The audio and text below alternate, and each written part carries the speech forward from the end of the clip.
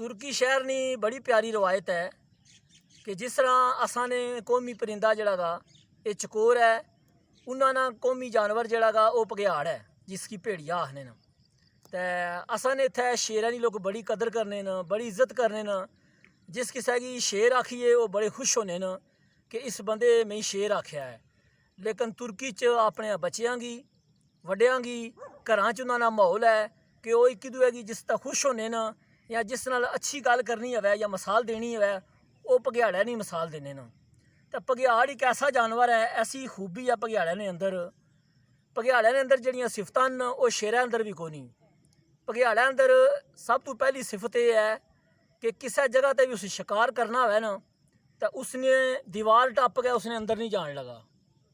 भगयाड़ हमेशा दरवाज़ा खुले आवेगा तो उसने अंदर जा गया भेड़ बकरी चुक के लै जाएगा। अगर दरवाज़ा बंद है तो वो दीवार फलांग के अंदर नहीं चलिया। तो जिस टाइम वो अंदर रुझ जाए दरवाजे विचों, जिस टाइम अपना शिकार पकड़ लवे तो दीवार है जो मर्जी है वो शिकार लैगा नसने में कामयाब हो जाना है। ये भगयाड़े की बड़ी खूबी है। उस तो बाद भगयाड़े की यह भी खूबी है कि जेड़ा शिकार पकड़ लवेगा उसकी अपने कंधियां पर रख गए तो लै गया जाएगा तो जिंदा जानवर की खाएगा, मरे जानवर की नहीं खान लगा। ये भी भगयाड़े की खूबी है। एक भगयाड़े की यह खूबी है कि जिस जूही च भगयाड़ रहन लगे आवेगा उस जगह तक वो शिकार नहीं करन लगा। अपने इलाके तो दूर जा गया शिकार पकड़ेगा, और जिस जगह तू शिकार पकड़ेगा उस इलाके च जाकर खा गया वापस आवेगा। ये भी भगयाड़े ने अंदर खूबी है।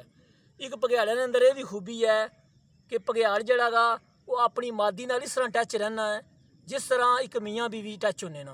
वो भगयाड़ किसी होर भगयाड़ी वाल नहीं जान लगा। भगयाड़ी जड़ी है मादी वो किसी होर भगयाड़ नाल टच नहीं होने लगी। ये वाहिद जोड़ा ऐसा गा, इन्हां चों मादी अगर फोत हो जाएगी या नर फोत हो जाएगा तो जड़ा इन्हां विचों जिंदा होगा वो उस जगह पर 4 महीने उस जगह पर बैठा बवेगा। 4 महीने अपना खाना पीना ज़रूर खाएगा लेकिन 4 महीने उस जगह पर बह के अफसोस करेगा जिस तरह असी लोग इज्जत करने। ये भी भगयाड़े अंदर खूबी है कि मादी अगर फोत हो जाएगी तो नर किसी होर मादी नाल टच नहीं होने लगा। अगर नर फोत हो जाएगा तो वो जी भगयाड़े की मादी है वो किसी दूसरे भगयाड़े नाल टच नहीं होने लगी। ये भी भगयाड़े अंदर खूबी है। भगयाड़ एक अच्छा जानवर है। असी लोग पाकिस्तान जिसकी अच्छा ना समझने लेकिन इसने अंदर शेरे नाल भी ज़्यादा खूबियाँ पाइया जानियां न। इस वास्ते दोस्तों भगयाड़े ने अंदर बड़ियाँ तरीफां न। तुसी तक लवो जड़ा कुत्ता भगयाड़ी है वो केडा सियाना होना है। कुत्तियां ना मैं ना लिया तो कुत्ते बोलन लग पे न, लेकिन तुसी तको जड़ा भगयाड़ी कुत्ता गा वो सारे कुत्तियां नालों सियाना होगा, वफादार होगा।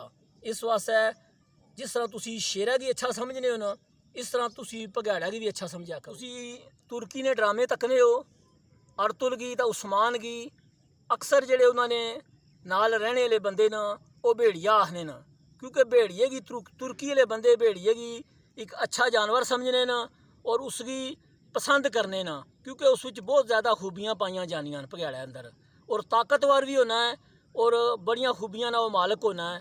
इस वास्ते जिस तरह तुसी शेरां की कदर करने हो इस तरह तुसी भगयाड़े की भी कदर करया करो। अच्छा जानवर है। भगयाड़े अंदर ये भी खूबी है जिस टाइम वो निकलणगे शिकार वास्ते तो सारे भगयाड़ कट्ठे निकलणगे। जेड़ा उन्हां विच कमज़ोर होवेगा या बीमार होवेगा या ज़ईफ होवेगा या बच्चा होवेगा उसकी वो अपने अग्गे टोरनगे, पीछे नहीं टोरन लगे उसने, उसकी अपने अग्गे टोरनगे, उसका ख्याल करनगे। तो उस तो जेडे पिछे भगयाड़ चलणगे वो ताकतवर भगयाड़ होणगे तो फिर जेडे उस तो पिछे होणगे वो उन्हां तो भी ताकतवर होणगे। ये जदों भी टुरनगे न कट्ठे जिस जगह तक कट्ठे रहने न, कई जगह तो कल्ले कल्ले रहने न, लेकिन जिस जगह तक इन्हां दी अक्सरियत है उस जगह तो सारे कट्ठे टुरनगे और शिकार भी सारे कट्ठे ही करनगे। और इन्हां गी 4-5 भगयाड़ कट्ठे होना इन्हां गी शेर भी नहीं मार सकना, कोई जानवर भी इन्हां ने नज़दीक नहीं आ सकना। ये शिकार करना चाहन तो मझ ना गां ना बकरी ना बड़ी आसानी नाल शिकार कर सकने।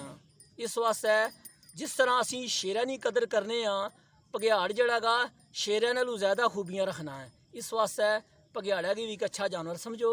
ये भी एक प्यारा जानवर है, इसने अंदर भी बड़ी खूबियाँ पाइया जानियां।